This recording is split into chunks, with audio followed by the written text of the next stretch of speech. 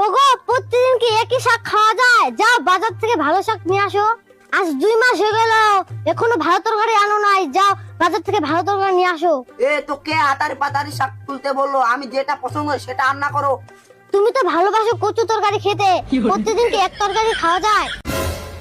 কেনে আমি কি মোরে ভূত হয়ে গেছে নাকি? আবল তুমি কথা বলছিস? না, আর আবল তাবল কথা বলবো না। মুরগি দুটো ডিম পেড়েছে, ওগুলো রান্না করে দিচ্ছি। উরি বাবারে, তোর তো স্বাস্থ্য কম না। একটা ডিমের দাম 10 টাকা। আগে ওই 10 টাকা দিয়ে সংসার চলতো। ও মেঘনাথ ভাই, আপনি যে বলে আসলেন পাড়াতে 2টা ডিম বিক্রি করবেন, সেই 2টা ডিম কি আপনার কাছে আছে? দিগলি, ডিমের কথা বলতে বলতে একটা খরিদ্দার চলে আসলো। যা গিয়ে 2টা ডিমে দিয়ে দেগা। ঠিক আছে, এনে দিচ্ছি। আমার কাছে তো 2টা ডিমই আছে, ওই 2টা ডিম কি তুমি নেবা? ঠিক আছে ভাই, ওই 2টা ডিমই আমাকে দাও। ঠিক আছে, শুনছো? ওই 2টা ডিমে আনে দাও গা। নাও। এ ভাই নেও, এটা হচ্ছে 10 টাকা, এটা 11 টাকা। এ ভাই, একে ডিমে 2 দর কেন? এই ডিমটা একটু মোটা গোটা তো, তার জন্য এই ডিমটার দাম বেশি। না না, এই 2টা ডিমের দাম আমি 20 টাকা দেব। দেখো ভাই, আমি তোর হাত ধরে বলছি, তোমার কথা হলো আমার কথা হলো, তুমি 20.5 টাকা দিও। এই নাও, সুদখোরদের কাছে এই দামই থাকে।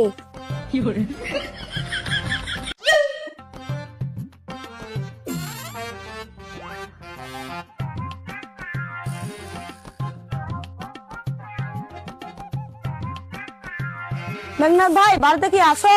হ্যাঁ, বাড়িতে আছি তো। কেন? তো আমাকে 1000 টাকা লাগতো সুদের উপর। তুমি জানো তো আমার সুদের টাকা কত বেশি? জানি তো, 1010 টাকা বেশি। ঠিক আছে, তাই আমি তোমাকে দিচ্ছি, তুমি যখন জানো।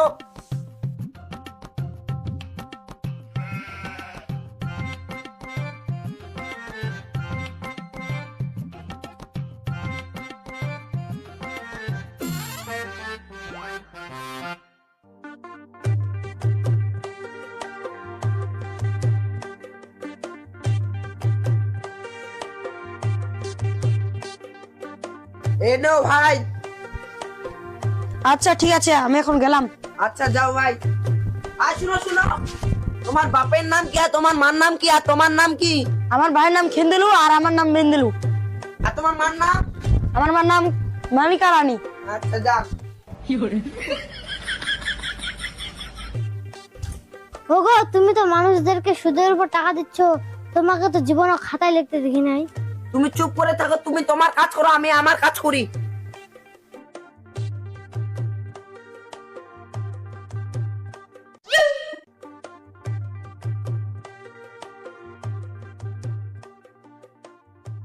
কি ব্যাপার, ইয়াসিং এ তো অনেকদিন হয়ে গেল সুদের নেওয়ার টাকা, এখনো সুদের টাকা কেন দেয় নাই?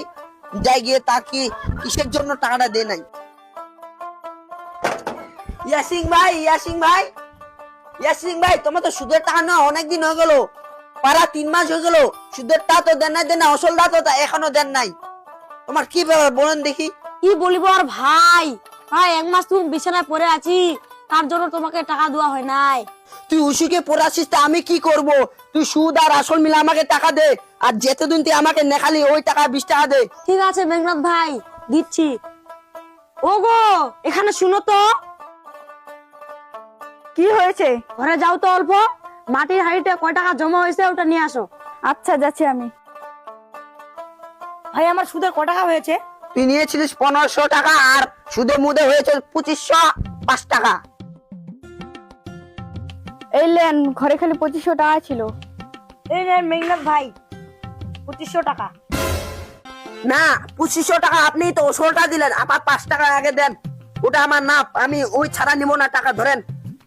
মেঘনাথ ভাই, আমার কাছে তো আর টাকা নাই, সব মুড়ে তো এইগুলো 2500 টাকা হলো। না, আমি ওটা মানবো না, আপনি আমাকে কিছু আর টাকা দেন। আমি যে অত দূর তখন ঘিরে আসলাম, আপনি আমাকে ঘাঙ্গি করে আমার বাসাতে আসবেন, তারপর ওই টাকাটা মিটবে। আচ্ছা ঠিক আছে মেঘনাথ ভাই। আচ্ছা বসেন।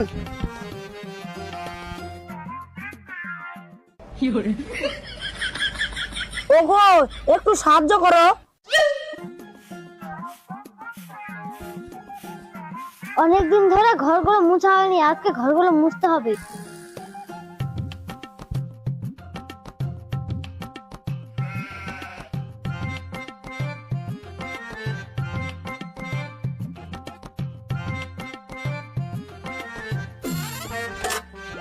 বলাদের না কি লেগেছে সত্যান ছড়াইলাম মুছে দিতে ভাবেন না।